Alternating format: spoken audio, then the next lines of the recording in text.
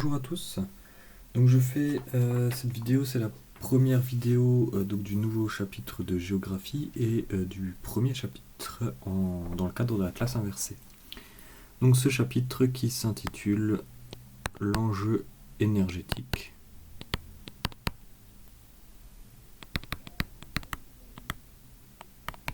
Et nous on verra cet enjeu énergétique à travers le cas de la Russie. Donc nous verrons à chaque fois la Russie avec à chaque fois des mises en perspective et des comparaisons. Donc dans un premier temps, on va se demander qu'est-ce que l'énergie. Je vais vous donner une définition, c'est une définition très au sens vraiment physique du terme, que vous n'êtes pas obligé d'apprendre simplement pour introduire l'idée et le sujet. Donc l'énergie, c'est la capacité à modifier un état, à produire un travail entraînant du mouvement, de la lumière ou de la chaleur. Ce que vous devez absolument retenir, c'est que l'énergie, elle est nécessaire à toute activité humaine. Elle est nécessaire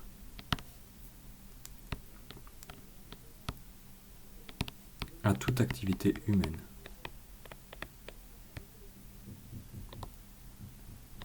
Par exemple, elle est nécessaire pour se chauffer. Donc elle est nécessaire à toute activité humaine. De ce fait, l'énergie est bien un enjeu. D'où le titre du chapitre, l'enjeu énergétique. Là, on va présenter maintenant quelles sont les sources d'énergie, les différentes sources d'énergie, ou en tout cas les principales sources d'énergie. Je vais aller très rapidement puisque c'est des choses que vous connaissez normalement. Donc on peut les différencier en deux, vous le savez. En premier lieu, les énergies non renouvelables.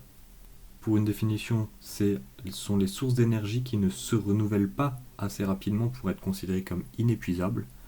Donc concrètement, elles sont à l'échelle humaine considérées comme épuisables. Donc c'est le cas du pétrole, du gaz, du charbon, qui sont les trois principales énergies fossiles.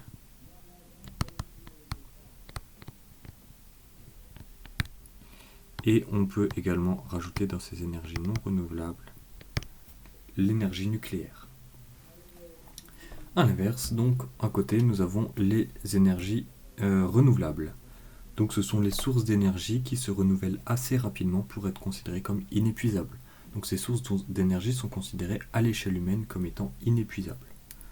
Donc c'est l'énergie éolienne, donc qui utilise la force du vent, l'énergie solaire, qui utilise le soleil, l'énergie hydraulique, donc qui utilise l'eau, par exemple, c'est le cas des barrages. On a également l'énergie géothermique. Alors l'énergie géothermique, vous ne connaissez peut-être pas, c'est en fait l'énergie qui utilise la chaleur qui est accumulée dans les sols en fait. Et enfin, on a la biomasse, donc les énergies produites à partir de la biomasse étant l'ensemble des matières organiques, végétales ou animales. Concrètement, un exemple concret, c'est le bois. Le bois, c'est une source d'énergie. Donc voilà, ici nous avons les différentes sources d'énergie entre énergie non renouvelable et énergie renouvelable, les sociétés exploitant actuellement davantage les énergies non renouvelables. Ce qui pose bien sûr tout de suite un problème dans la question du développement durable. Donc ça nous amène à nos problématiques, puisqu'on a trois problématiques, je dis simplement en trois parties, et j'ai une problématique par partie. En première problématique sont quels sont les besoins en énergie des sociétés et comment gèrent-elles ces sociétés les ressources énergétiques. Deuxièmement, en quoi les besoins en énergie entraînent des tensions géopolitiques. Et troisièmement, quels sont les impacts écologiques de l'usage des ressources énergétiques et quelles solutions pour l'avenir. Et on va tout de suite commencer avec notre grand 1 sur les besoins en énergie. Les besoins en énergie et la gestion des ressources énergétiques, bien sûr, sous-entendu.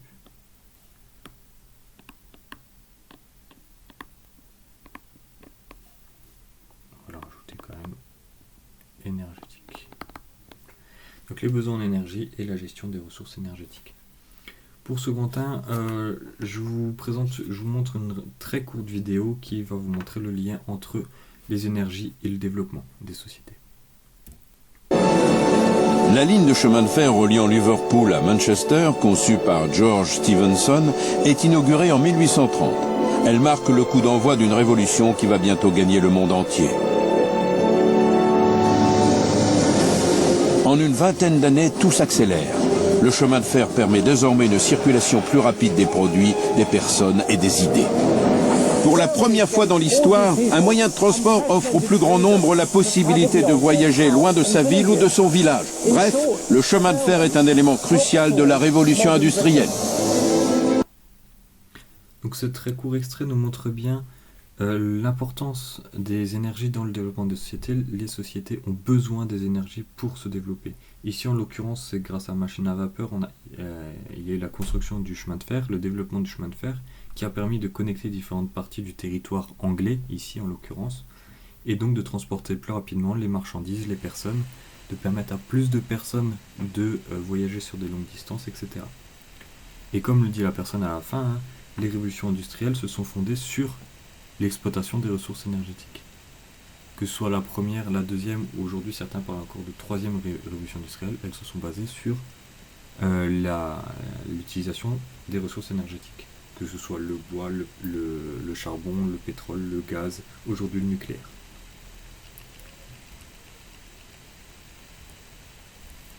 Cette importance ce lien étroit entre besoins énergétiques et développement soit également avec cette une de The Economist de 2005. Nous voyons donc deux personnages. Ici, donc, ça représente les États-Unis. Ici, la Chine. Avec le titre The Oilaholics, c'est-à-dire donc les pays qui abusent, qui sont alcooliques de pétrole. Ils jouent et abusent du pétrole. Donc ça nous montre bien cette importance entre ressources énergétiques et développement des sociétés. Et ça nous montre également cette dépendance des sociétés, des États vis-à-vis des ressources énergétiques et plus précisément des énergies fossiles, donc non renouvelables. Puisque les États-Unis sont largement développés grâce à l'exploitation massive des ressources, grâce à l'exploitation et à la consommation massive des ressources énergétiques. La Chine fait aujourd'hui de même, suit le même mouvement pour se développer. Le problème, je le pose déjà, c'est ce problème puisqu'il va nous suivre tout le long de notre réflexion au cours de notre chapitre, c'est la question du développement durable. Puisque l'idée c'est de se demander comment on peut aujourd'hui gérer cette exploitation des ressources et combler les besoins en énergie de manière durable. Puisqu'on doit permettre aux États déjà développés de maintenir un niveau de développement élevé et aux pays en développement et aux pays pauvres de se développer grâce à l'utilisation des ressources énergétiques, mais une utilisation qui doit être durable. Donc on voit ici cette importance des besoins énergétiques et de la gestion de ces ressources énergétiques. Donc voilà, nous étudierons cela à travers différents documents sur la Russie, puis avec une mise en perspective et une comparaison, grâce à un travail en groupe, vous ferez ça en groupe. Et donc voilà, s'il y a des questions, vous pouvez me les poser soit par mail, soit directement en cours, et on fera ça sur théoriquement 3 séances. Donc voilà, je vous souhaite une bonne journée et à bientôt.